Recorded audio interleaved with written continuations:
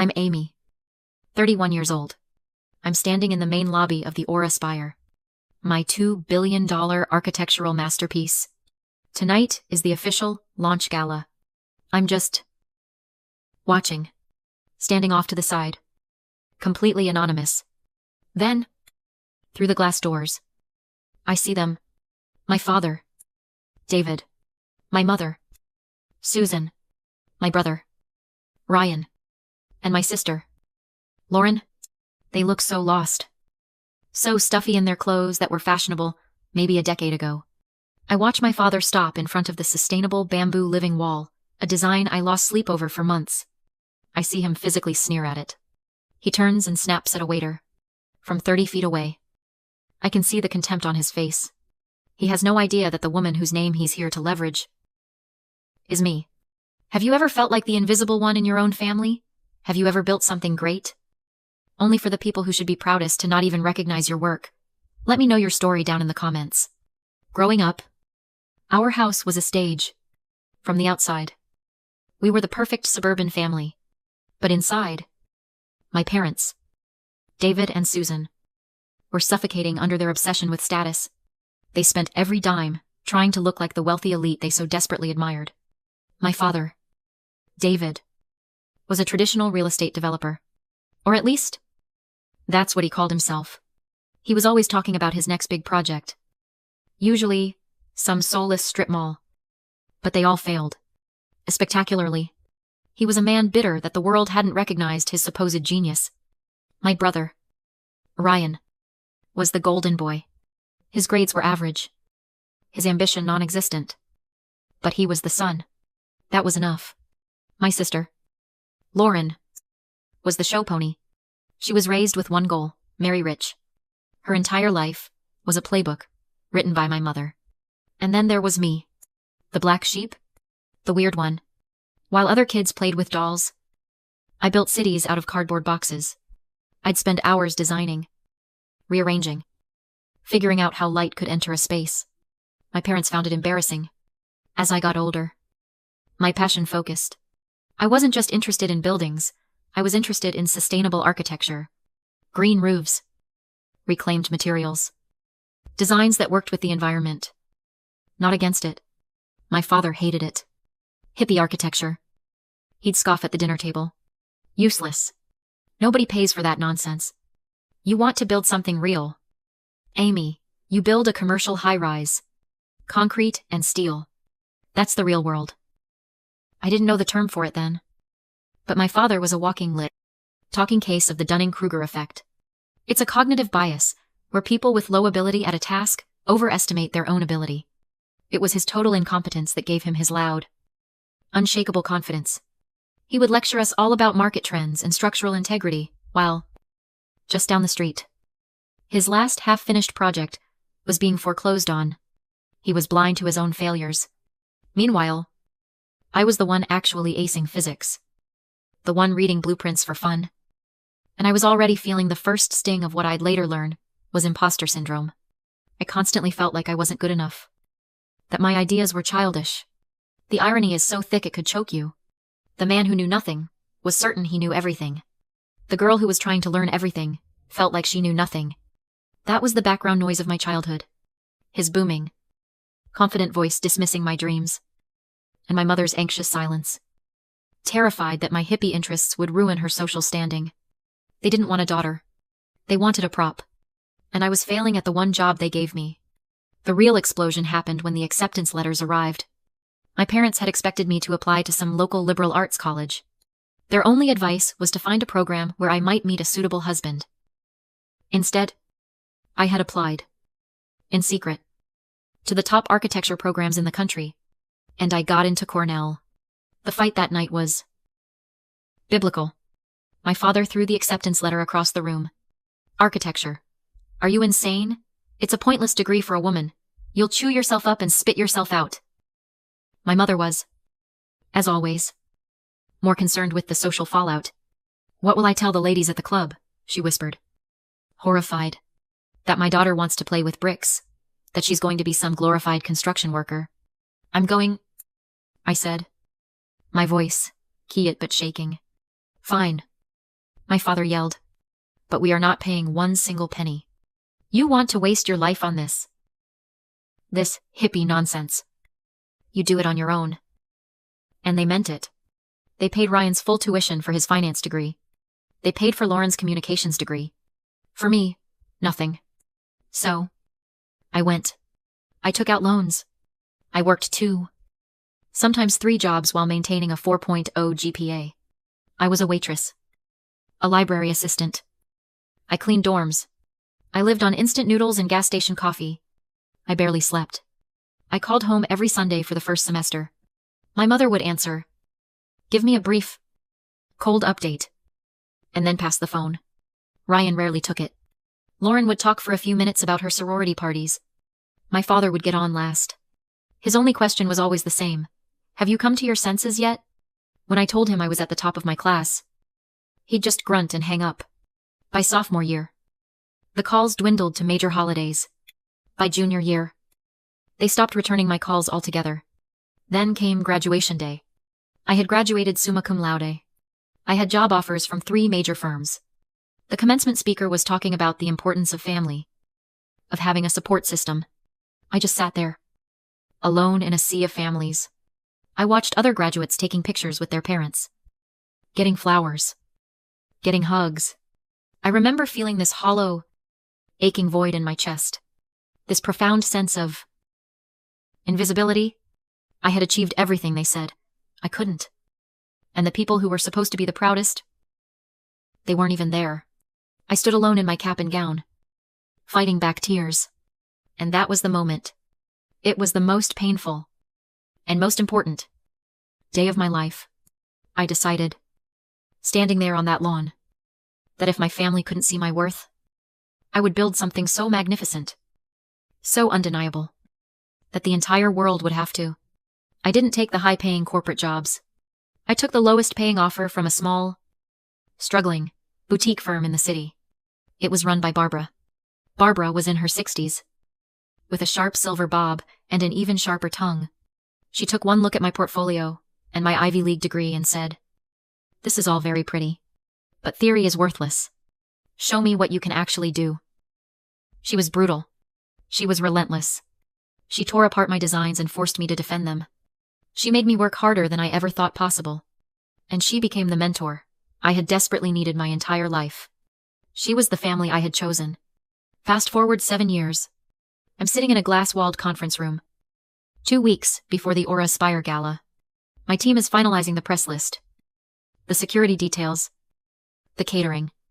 My assistant, a sharp young woman named Maya, clears her throat. Me. There's one minor issue I wanted to flag. We have a David. She checks her notes. A David, last name, who has been relentlessly emailing and calling, demanding tickets to the gala. My pen stops moving. He claims, she continues, to be a personal mentor to the founder of Aura Designs. My heart doesn't just stop. It freezes. He's been name-dropping you well. Your anonymous persona saying he guided your early career and expects VIP treatment. He's a lot. I keep my face perfectly neutral. Send me the email chain. Maya.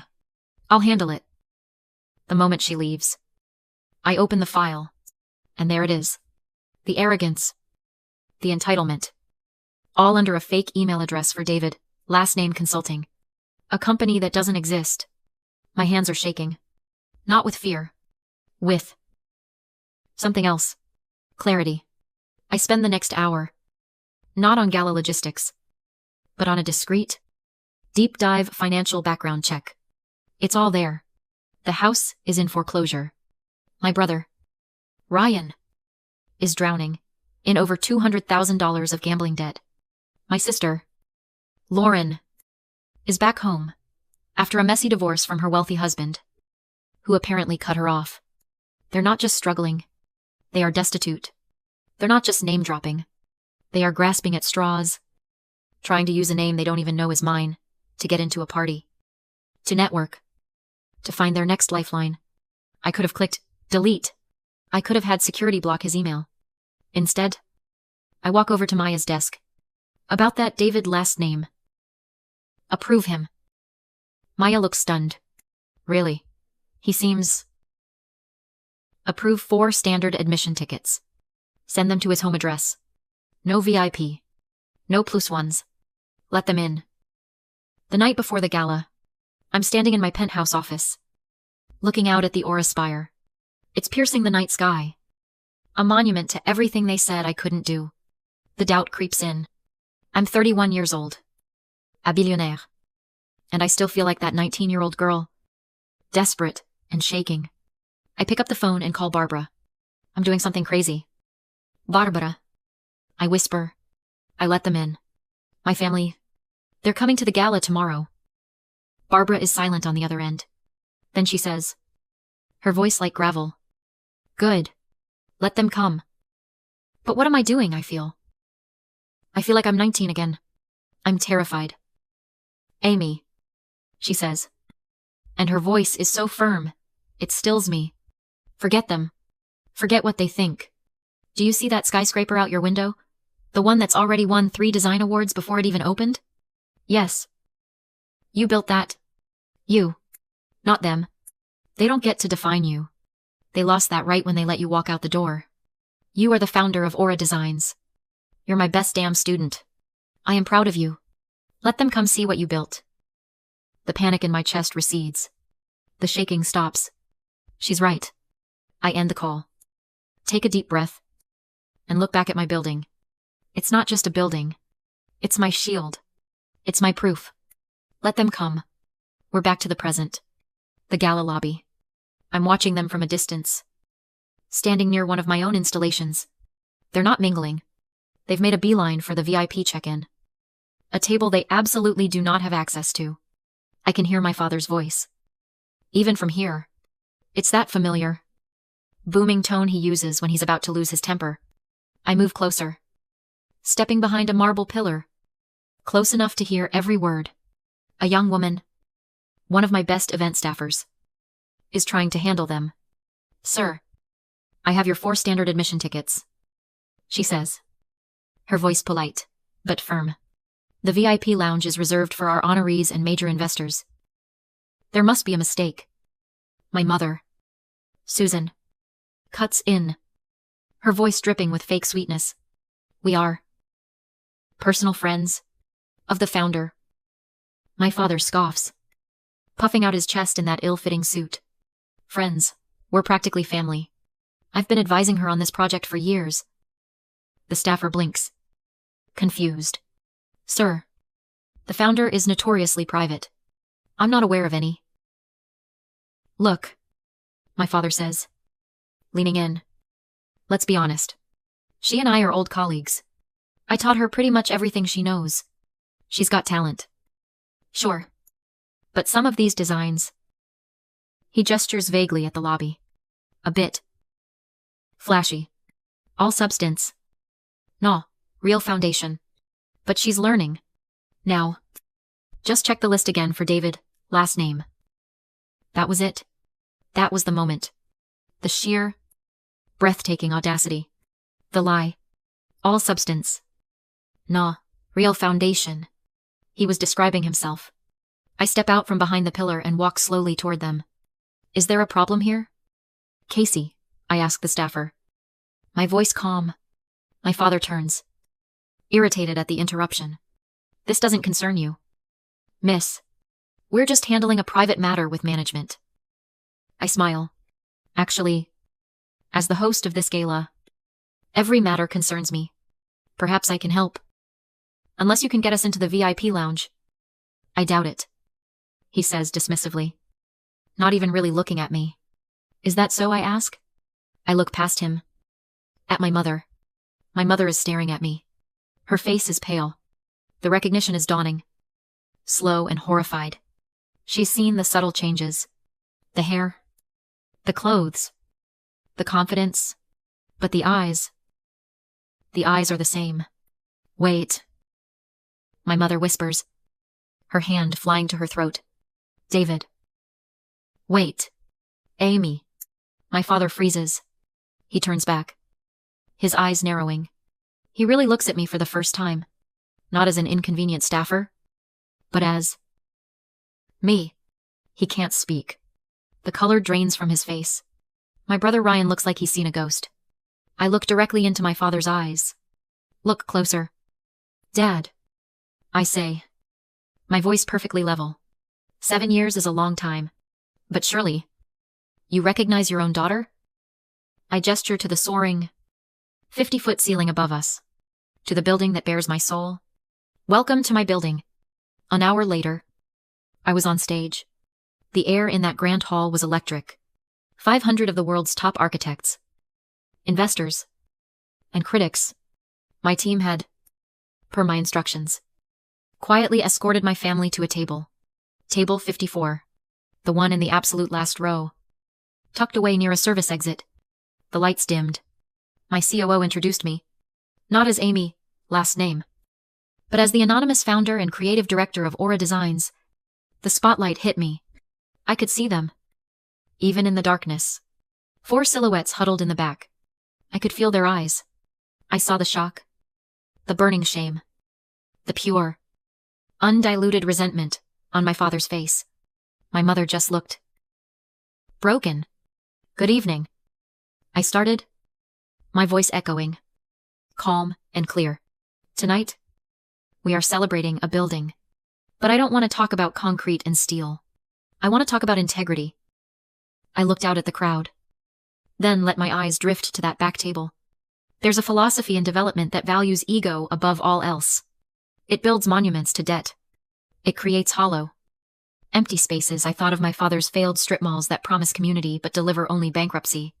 These are buildings built on a rotten foundation. Buildings that make people feel small, invisible, and unwelcome. We believe in something different. We believe in the architecture of integrity. I spoke for 20 minutes. I talked about how the Aura Spire was designed to be the greenest skyscraper in the world. How its ventilation system breathed with the city. How every material was reclaimed. Every line, intentional. I never mentioned their names. I didn't have to. I approached my conclusion. And my eyes found my father's in the darkness.